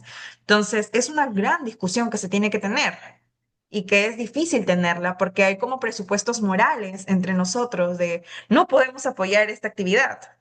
Y ok, yo estoy de acuerdo. Es una actividad que está dando consecuencias terribles, pero ¿qué hacemos? ¿Cómo le decimos a pueblos indígenas que no tienen más oferta porque, como dicen, hay territorios que no han sido legalizados, que no son respetados, no hay proyectos productivos como han ocurrido especialmente en los casos de Brasil, donde hay, digamos, una agencia y un fortalecimiento importante de los pueblos indígenas, de las comunidades y de sus conexiones conexiones y su gobernanza y su actividad económica. Entonces, es una discusión controversial, pero que hay que tener, porque a estas comunidades que se van, digamos, entrando en esta actividad, pues, ¿cómo les decimos? No, no te metas simplemente sin tener otro tipo de alternativas. Entonces, yo sí estoy de acuerdo con esta discusión. Y esta discusión debería tenerla principalmente el Estado. Porque aquí voy a saltarme, ahorita vuelvo a lo otro, pero hay un sesgo y es que las interdicciones son la salida y el Estado se ha cobijado, incluso en el momento más fuerte de control que ha intentado el Estado de la minería ilegal, que fue sobre todo, empezó en el gobierno de García, pero luego sobre todo se concentró en el gobierno de Humala, fue el boom de las interdicciones. Pero las interdicciones lo que hacen es dar una tranquilidad de que se está haciendo algo, pero no abordan el problema de fondo, que esa actividad es rentable, que hay gente que vive de eso porque hay mucha mano de obra que se moviliza, porque sobre todo se hace de manera artesanal. Entonces, hay un tema muy delicado ahí que no se ha abordado y es toda la cuestión socioeconómica del problema. El Estado no aborda la cuestión socioeconómica del problema de las economías ilegales, que está a la base de las mismas. Entonces, y de cómo las organizaciones criminales empiezan a ganar terreno y empiezan a ganar control del territorio y de la misma población que contratan como mano de obra. Entonces, es un tema que necesita no solo abordarse desde la parte interviniente a nivel de esta mano dura o ya salida, porque además en un territorio como Loreto, que sean 2, 3 o 5 interdicciones al año, no es nada para la frecuencia o el día a día en el que se trabaja la minería ilegal por parte de estas organizaciones. Entonces, eso es un punto que quería mencionar. Y luego, por otro lado, quiero también discutir las estrategias que tiene el Estado, porque sí hay estrategias que son la corrupción. Hay una estrategia de corrupción que es la que más discutimos y porque en el país en general pues tenemos esta mirada de que hay una dinámica de corrupción perenne en el Estado, y eso es cierto, pero lo que hemos encontrado también es que tratando de darle una vuelta, Eh, ahí está. creo que se ¿Me ha escuchan muteado. Ahora ahí? sí, ahora sí. No Sí. sé qué Entonces pasó. decía que tratando de darle una vuelta a cómo actúa el Estado, tanto en Loreto, especialmente en Loreto, lo que encontramos es esto, es que actúa. O sea, la relación entre el Estado y Loreto con la minería ilegal, de parte de los actores de la minería involucrados en la minería ilegal, hay una forma de influencia y también de control en menor medida, pero sobre todo sí tiene una alta influencia. ¿Por qué? Porque se han encontrado indicios de estas campañas de desprestigio a los líderes ambientales, a los líderes que están tratando de combatir el fenómeno. Y ahí José, pues seguro Iván tiene mucha más información al respecto, pero sí existe eso. No ha sido aún a nivel así fortísimo y a nivel nacional no es que se le haya dado gran pantalla, pero sí existe. Entonces hay presión de estos actores involucrados, actores criminales, porque la minería ilegal en Loreto está controlada por actores criminales, sobre todo provenientes de Colombia y de Brasil. Y con actores locales también, porque tienen sus operadores. Fue un pie de página. Entonces, volviendo, está la estrategia de presión, la estrategia de corrupción, que es la que más conocemos. Hay sobornos, definitivamente, que se pagan. Y ahí los indicios que hemos encontrado es que esta estrategia está sobre todo, funciona sobre todo in situ, ¿no? En la zona donde opera la actividad e involucra, se encuentran indicios de que probablemente esto involucre a las Fuerzas Armadas, a la Marina, y a la policía. Entonces, ahí ese artículo que Iván mencionó es muy interesante de cómo él nombra, ¿no? Y tiene esta evidencia. Otra estrategia de influencia de los intereses de la minería ilegal en el Estado es la extorsión también, porque hemos encontrado chantaje y amenazas violentas. Uno de los fiscales que estuvo tratando de armar toda una estrategia de combate, tuvo que irse porque estaba siendo amenazado. Entonces, este tema es muy fuerte también. Y por otro lado, no solo hay influencia o sea, la influencia es tratar de direccionar la toma de decisiones o la no toma de decisiones, el que se haga algo o el que no se haga algo. El control es cuando ya se están tomando decisiones más directamente, cuando hay actores que se involucran en el Estado, en algunos casos, como con la infiltración, que son estas puertas giratorias, digamos, abogados, técnicos que puedan estar involucrados en esta actividad también están en el Estado. Eso no hemos encontrado evidencia. Esta discusión se tiene, por ejemplo, para otro tipo de economías, pero evaluamos infiltración y no encontramos evidencia. No sé si mis colegas por ahí tienen alguna información, pero sí, por ejemplo, hemos encontrado de forma moderada la cooptación, que es, por ejemplo, tratar de involucrar a jueces en los esquemas del negocio. Entonces, es esta forma de tratar de que ya no solo te doy un soborno, sino que tú también vas a ganar de la renta que te da esta actividad, ¿no? Hacia agentes públicos. Y por otro lado está el desplazamiento, que esto es lo que mis colegas también han estado discutiendo muy fuerte, porque esto es lo que en otra literatura se llama como gobernanza criminal o zonas liberadas, como lo que ha ocurrido en una parte ya de Madre de Dios, incluso también como ocurre en el Brain. Entonces, esto es delicadísimo, porque es que el Estado ya no es el que toma las decisiones ahí. Y no es porque el Estado se va por completo, sino que a veces el desplazamiento del Estado también tiene que ver con pactos subterráneos. No es que, ay, ya no pudo entrar, sino que muchas veces es como, ok, se pacta, se negocia que tú operas hasta aquí y yo opero hasta acá. Entonces, eso es otro tema que sí hemos encontrado y en este desplazamiento ocurre que las organizaciones criminales están proveyendo de servicios que debería proveer el Estado, como por ejemplo el apoyo económico a familias para que se Mayra, nos atiendan quedan en salud. dos minutitos, perdona que te corte. Sí, no te preocupes, en salud, el acceso a internet satelital, etcétera. Entonces, cierro diciendo que falla la respuesta. ¿Qué problemas hay? Es que esta debería ser una respuesta multinivel y los diferentes niveles del Estado no están dialogando. Y en general, a nivel nacional, hay un giro hacia la desregulación. Hay legados previos de informalidad e ilegalidad en el territorio que pesan, los legados pesan.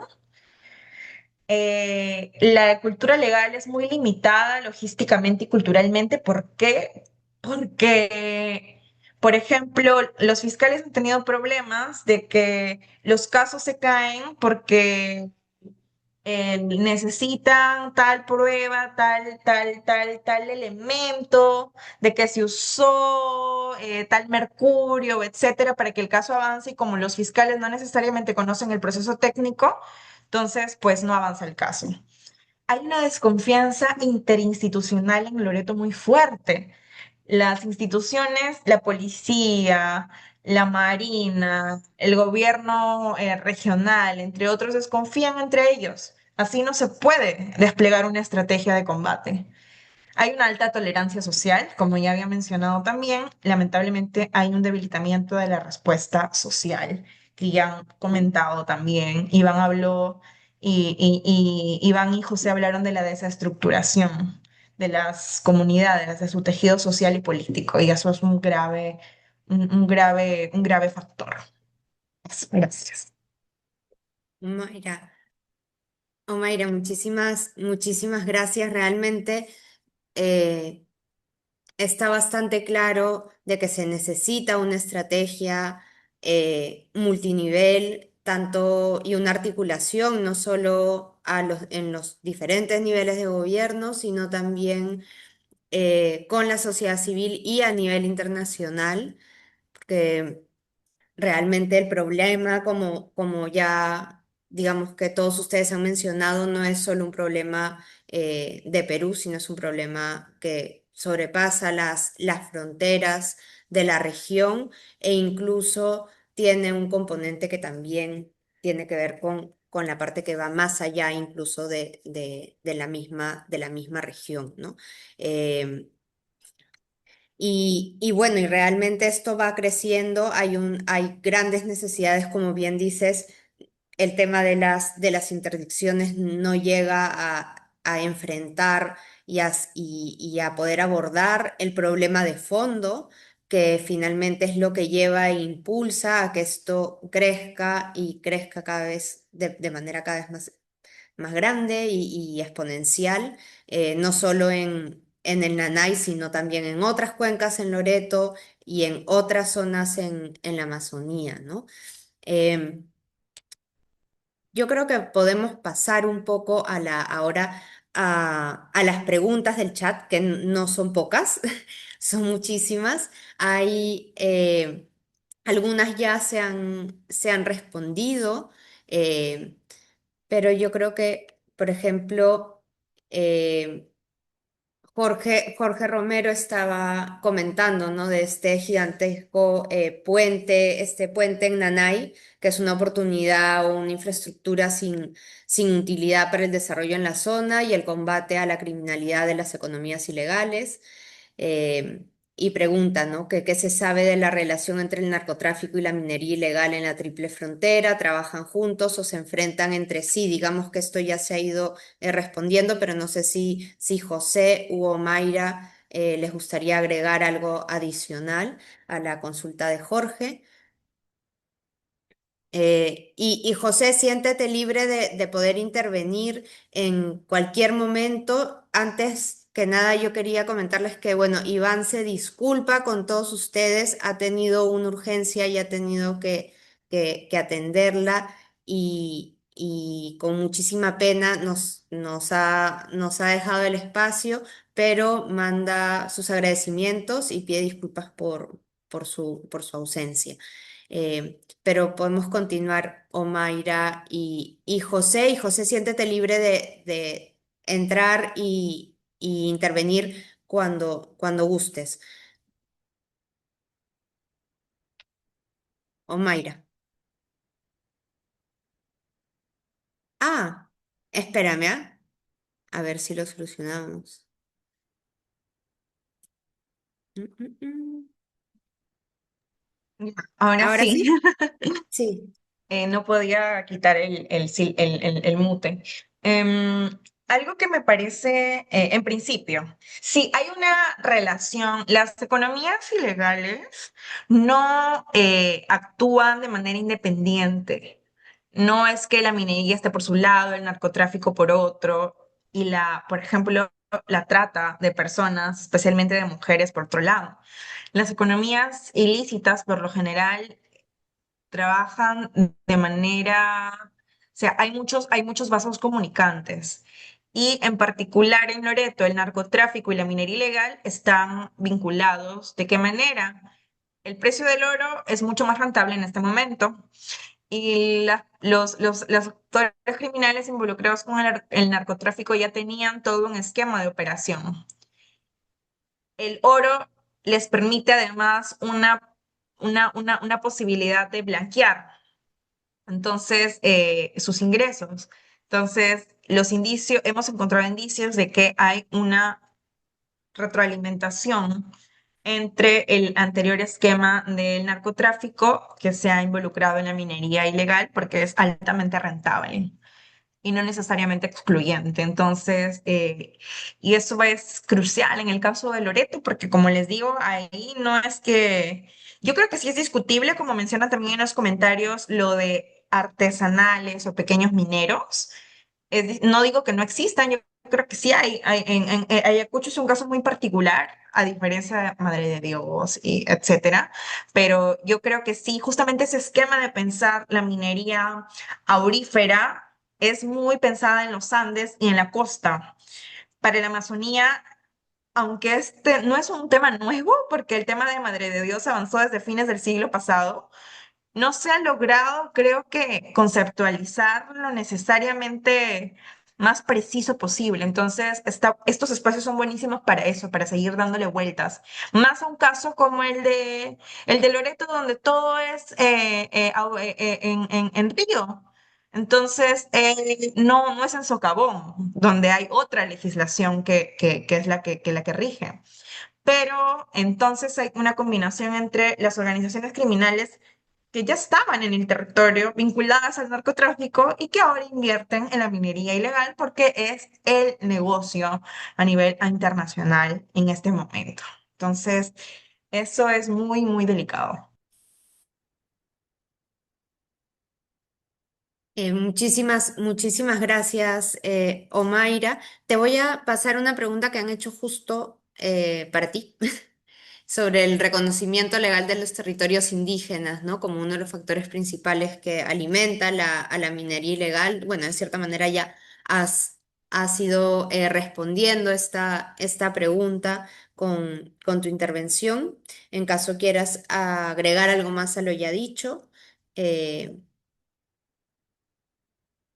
¿Cuál es la nueva pregunta? Lo del reconocimiento de los territorios. sí. Sí, yo ahí tengo dos comentarios. Yo creo que sí, definitivamente, o sea, no solo hay una combinación entre lo normativo, el reconocimiento legal de los territorios y la inversión, aunque digan ya, este es territorio de tal comunidad, eso no implica que el Estado no tenga responsabilidad de hacer más cosas. Ya, en nuestro caso del Perú, no ha hecho ninguna, ¿no? Ni dar, digamos, soberanía territorial, ni promover estos proyectos productivos que se han funcionado, como mencionaban en el caso de Brasil. Entonces, yo creo que sí es importante el reconocimiento, pero en el punto actual, en el que la actividad ya ha avanzado bastante y donde ya hay comunidades involucradas, no necesariamente esto implicaría que las comunidades indígenas con territorios reconocidos no desarrollen esta actividad, porque es la actividad rentable en este momento. Lo que se necesita pensar es en una estrategia socioeconómica más integral que pueda permitir tener territorio y al mismo tiempo tener una opción de qué hacer en el territorio, cómo alimentar no solo para la subsistencia, sino para obtener más posibilidades de elegir dónde estudiar, en qué trabajar, etcétera. Entonces creo que es como un poquito más allá, porque la verdad que, por ejemplo, ya, lamentablemente el tema legal con los territorios de las comunidades es muy, o sea, no se ha avanzado lo suficiente, pero si hablamos en general de la minería ilegal, hay una normativa que soporta el combate de la minería ilegal porque es ilegal. Pero no, eso no garantiza nada en este momento, en el Perú de hoy, con el gobierno que tenemos, con las autoridades nacionales, regionales y locales que tenemos. Entonces, ahorita el problema va más allá de lo normativo. No digo que no importe, sino que por más normas que tengamos, se tiene que hacer cumplir. Y esa voluntad política está ausente. Sí, yo realmente coincido contigo, Mayra. Es preocupante porque realmente digamos que hay que tener una mirada y un plan de acción de corto, mediano y largo plazo, de sinergias a todo nivel, digamos, a todo nivel de nacional, regional, local, con sociedad civil, con ONGs, a nivel internacional también. Y son tantos los actores que entran en juego y los diferentes niveles de acción que digamos que son estos problemas hipercomplejos que tienen que ser abordados desde muchas formas y miradas.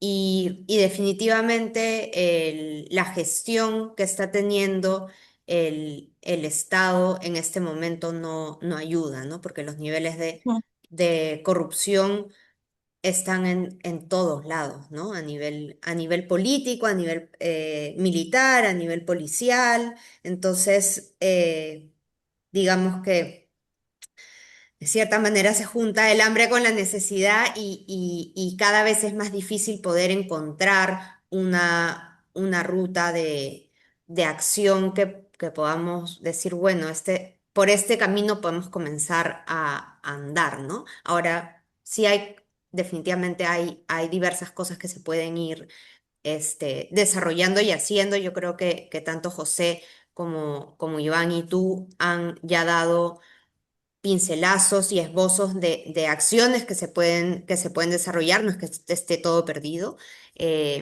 Y yo creo que eso lo hace sumamente interesante. José, te escuchamos. Solo para agregar, tengo que estar moviéndome, es un poco este, incómodo, pero solo quisiera añadir que eh, en este momento hay una protesta en el río Tigre. Eh, Se ha cerrado el río Tigre porque las comunidades saben que el Estado no hace nada y que el otro foco grande que se va a abrir, que ya se está abriendo, es el Tigre. Eso ya lo dije, el día 18 de agosto empezó y hasta la fecha no hay respuesta alguna. Pero es una oportunidad para unir los esfuerzos, para que la lucha no quede en el diálogo. Creo que las comunidades del Tigre hoy están pidiendo la unión de todos. Todos los que puedan colaborar para difundir el problema debería sumar de algún modo, porque siendo un río tan importante, el Tigre, tal vez así el Estado escuche, le preocupe el tema y responde de una manera efectiva, y el Tigre es Nanay porque las rutas están conectadas. Creo que ahí yo terminaría pidiéndoles a todos, hagamos esta cruzada, necesitamos esta cruzada nacional. Hay muchas cosas en fuego y en realidad son tantas cosas en el país, pero el tema de la Amazonía está vinculado al agua, de todos, los bosques. Entonces creo que esto, la realidad exige y el punto de encuentro es en este momento el río Tigre, que merece toda la solidaridad posible, directa o indirectamente, de todos nosotros.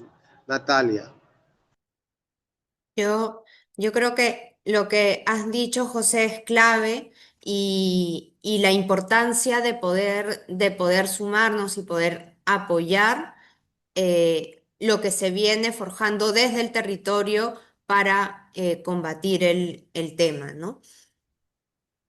Entonces, bueno, ya nos quedan 7 minutos de conversatorio. Yo creo que da para muchísimo más. Hay muchas, si bien bueno, Omaira, Iván, José han ido respondiendo también a través de las diferentes preguntas, las consultas del chat. Igual quedan temas en el tintero. Yo creo que este tema da para muchísimo, para conversar muchísimo y largo. Pero realmente el espacio ha sido bastante provechoso, con información muy valiosa. Yo quiero agradecerles a los panelistas por el tiempo, por la dedicación y por compartir el conocimiento que tienen, que va de tantísimos años, ¿no? Ahora yo le voy a dar el paso a José Carlos Vera de BIC Analistas para las palabras de cierre del evento. Y luego vamos a pasar a tomar una foto y ya en su momento les voy a pedir que prendan sus cámaras, así que vayan preparándose. José, por favor, José Carlos. Gracias, Natalia. Muy buenos días, ya casi de tardes con todas y Si todos. puedes hablar, un Ahora, poquitito más, un poquitito, ahí está, ahora, ahora, perfecto, ahora. perfecto, perfecto. Siempre me olvido de que Ujú. los audífonos no funcionan bien. Nada, yo quería empezar agradeciendo y felicitando a, a Omaira, a José, a Iván, agradeciéndoles mucho por el tiempo y por el espacio y poder compartir desde su experiencia, sus voces, sus propias miradas también del problema, porque nos ayudan a enriquecerlo y a abordar como tiene que hacerse un problema tan complejo y que tiene diferentes aristas, ¿no? Saludar y agradecer también a las más de 60 personas que han estado conectadas permanentemente y como hemos visto en los mensajes con mucho interés por por el problema. Em, Solo que yo me quedo con algunos puntos que se han resaltado y que son recurrentes, ¿no? Y que creo que hay que empezar por la responsabilidad mayor, que es la responsabilidad pública, la responsabilidad del Estado en sus tres niveles de gobierno, ¿no? La descentralización nos llevó a potenciar, digamos, la territorialidad, la territorialización de las políticas públicas, acercando las decisiones a la complejidad de los territorios.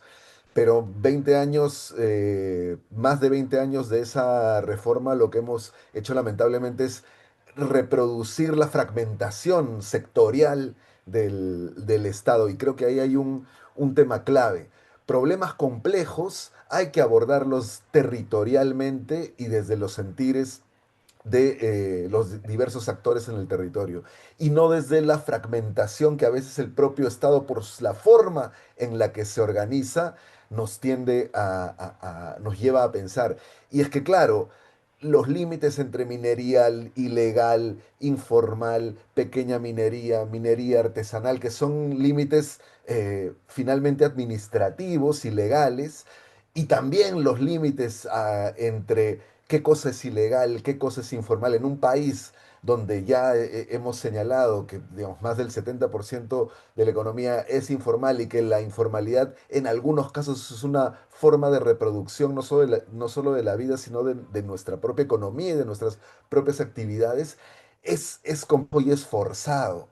Y entonces el Estado a veces intenta fragmentar la realidad para poder adecuar su forma de intervención en vez de organizarse de otra manera para responder de mejor manera a los problemas complejos. Pero ese no solamente es el problema. Antes, y lo decía bien Omaira, antes hablábamos de ausencia del Estado para explicar muchos de los problemas territoriales que afrontábamos.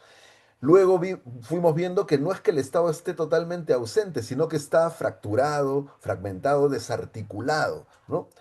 Pero ahora lo que estamos viendo es que no solo hay desarticulación, sino que hay complicidad y que más bien tenemos un Estado con presencia perversa, nociva y que favorece la desregulación e incentiva el avance y el control territorial de las economías ilegales, más aún en territorios vulnerables de frontera y tan complejos y extensos como nuestra Amazonía y en particular Ujú. como Loreto.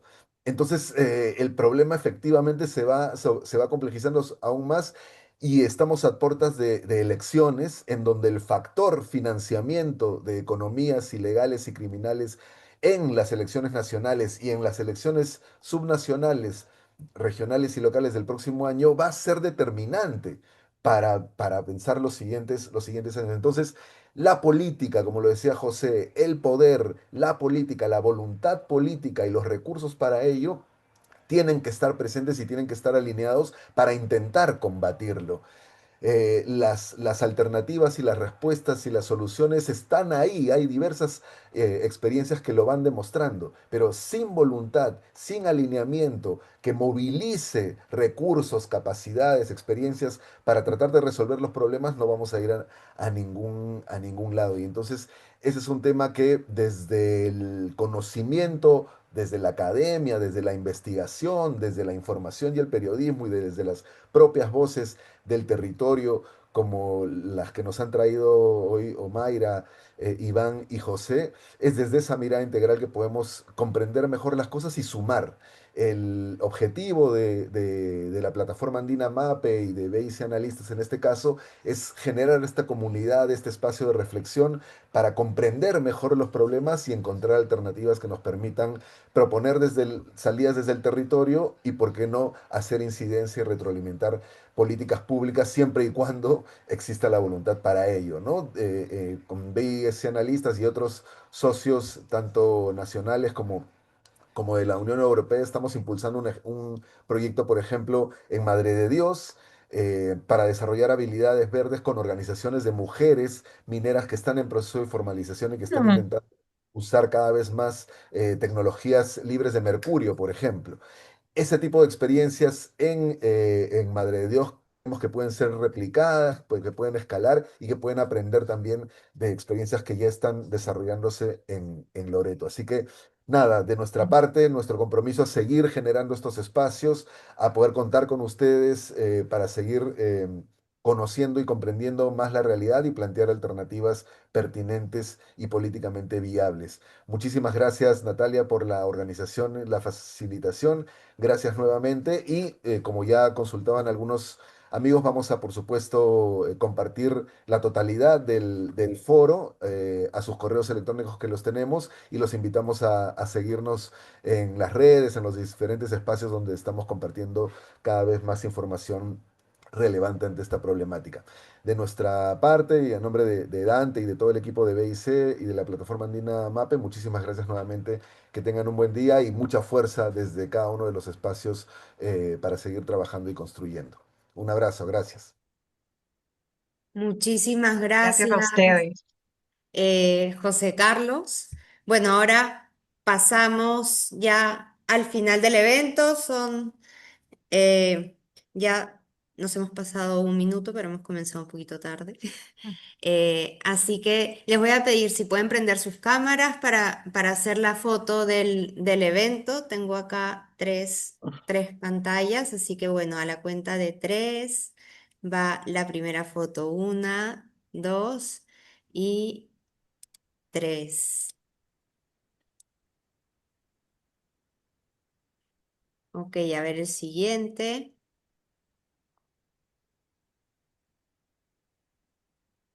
Eh, una, dos y tres. Y la última, Mm,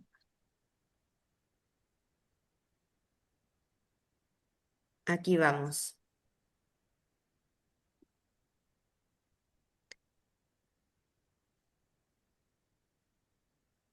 Bueno, ahora sí, ya está registrado el evento. Como dijo José Carlos, vamos a compartir a, a sus correos y también por redes el